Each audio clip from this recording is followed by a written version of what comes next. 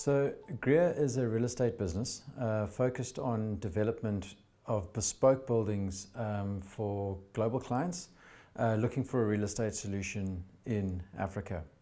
How Greer came about was it was founded by myself and business partner Bronwyn Knight. He was CEO of Grit, and our partner in Dubai, Gateway Partners. And together we always knew that there was an opportunity for real estate development across the continent, but something done with global best practice, but understanding the nuances of Africa in the specific countries that you deal in. So we set about setting up the business. We raised equity up front, and we had partners following us through. And what we've done over the last 3 years is committed to close on $400 million worth of development across Africa in hard currency, so dollars or euros. Over 90% of our collections is in that currency. And what we do is we create real estate solutions for companies looking into Africa. And that is across all segments. So we are sector agnostic. So whether it's residential requirements for an embassy or whether it's warehousing, we adapt our real estate model to suit what our clients' needs are.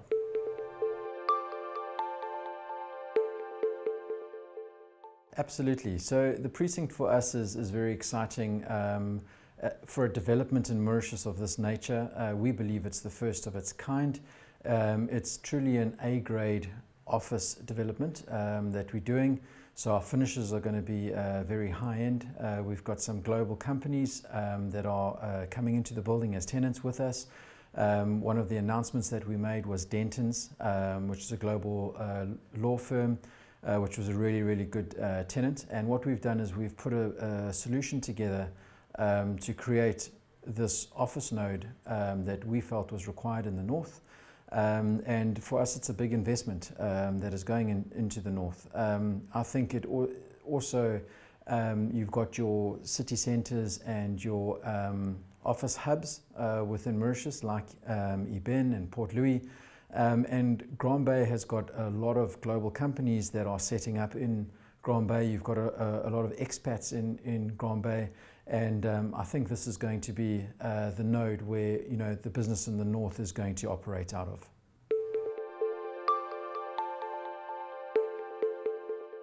You know, the world is going through a global pandemic, as we all know. Spending money at the moment is difficult because a lot of people don't want to spend money. You know, we don't know what our businesses, you know, what they were 2 years ago to where they are today is very different. But what we looked at is in every crisis there's opportunity. And the opportunity is that what we do is we focus on real estate, and what we have as clients that want to work with us because they focus on what their business needs are. We tailor make that solution in real estate to suit their needs, to allow them to focus on their core business. And for us to make the investment was quite an easy decision because of the tenants that we had within and that wanted to come into the opportunity. So if you look at what we have signed up and what we have under construction at the moment in Mauritius and across Africa, it's close on $400 million. So it's a significant investment that we've made in the last 2 years.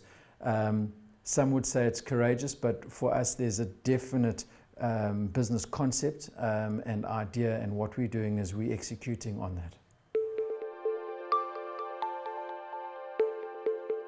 So I think in the pandemic there's obviously going to be ebbs and flows. You know, the first thing that normally gets affected is your high-end retail because people are you know, more curious about what they're going to be spending their money on, or what's going to happen to their jobs, or what is the new normal going to be during this COVID. But through this, again, there's opportunity. The opportunity is we need to start getting the housing market going again. You know, in the last 2 years, a lot of the financial institutions have held back on lending because of that uncertainty. As soon as the market starts resolving itself, the first thing that normally comes back into play is real estate and construction. So there are different nodes that will require investment and different buoyancies at different stages. tourism is going to come back in leaps and bounds. No one's been able to travel for the last 2 years. Mauritius has always been well versed for tourism. The amount of work that Mauritian tourism is doing at the moment, we were talking to some of our partners the other day, seeing what the bookings are looking like for December already, and it's a very promising sign for Mauritius. So as soon as we get that foreign investment coming back into the country, we think that the country will recover very, very quickly. With that comes a lot of opportunity again. Also with what's happened in the rest of Africa, the violence taking place in various countries, we do think that Mauritius has positioned itself well with regards to international investment, as well as expats looking to come and work from Mauritius. So there's two sectors that Mauritius has put itself in our opinion, that will be able to move forward very quickly.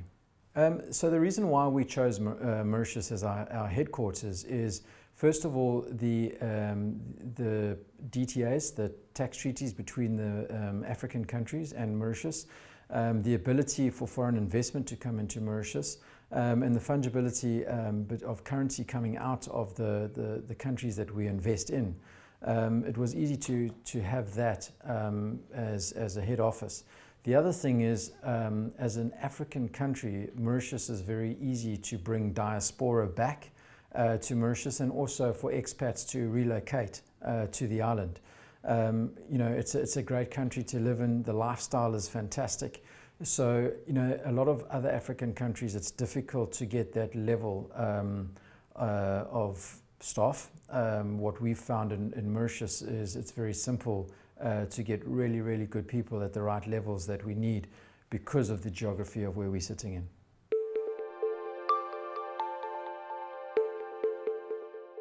Very interestingly, what we've found is Mauritians are all over the world, which is a great thing.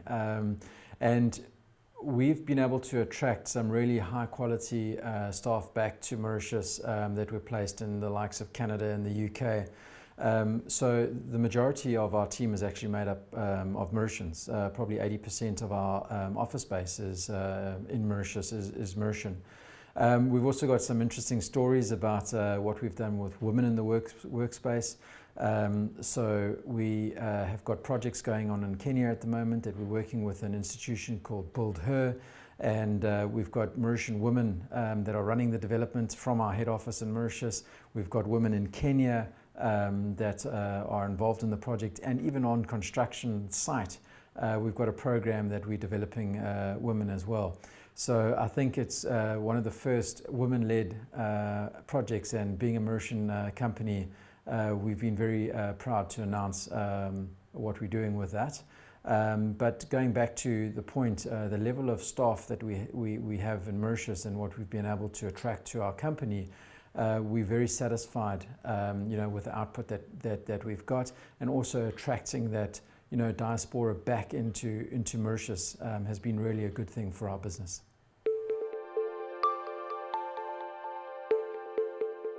There's always challenges. With every business, there's inherent challenges. You know, for us, we need to understand the regime of the country, more specifically what's happening with the taxes in the various countries. You know, we invested within the group, we invested across 14 African countries, and we have to be on top of what is happening with legislation all the time. On top of that, things like global pandemic, you know, no one predicted COVID 2 years ago. So, you know, for us, we always need to understand we need to be flexible, and what's got us here is not going to get us there tomorrow. And what I mean by that is, every time we have adversity, instead of, you know, looking internally, what we need to do is understand what the crisis is, evaluate it, and make a decision to move forward. So, you know, I think for the country of Mauritius, it's in a really good position at the moment, even though, you know, COVID has been very difficult.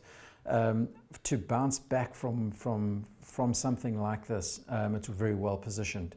So we do see that there are still going to be challenges with the likes of retail, but where there's challenges with the likes of retail and potentially some other real estate classes, we've got the likes of data centers that are booming at the moment. We've got the likes of medical facilities that are needed across the continent. So where you've got a specific sector under pressure, there's 2 or 3 sectors that are buoyant, and we just need to make sure that we follow where that buoyancy is and not be stuck with a business decision we made last year, but rather evaluate every decision almost on a daily basis at the moment. Because before COVID, you could almost make a decision that lasted a year or lasted 2 years, where in the last 2 years, what's proved to us is the decision we make today could be different tomorrow. And we really have to be flexible and adapt to the situation that gets put in front of us.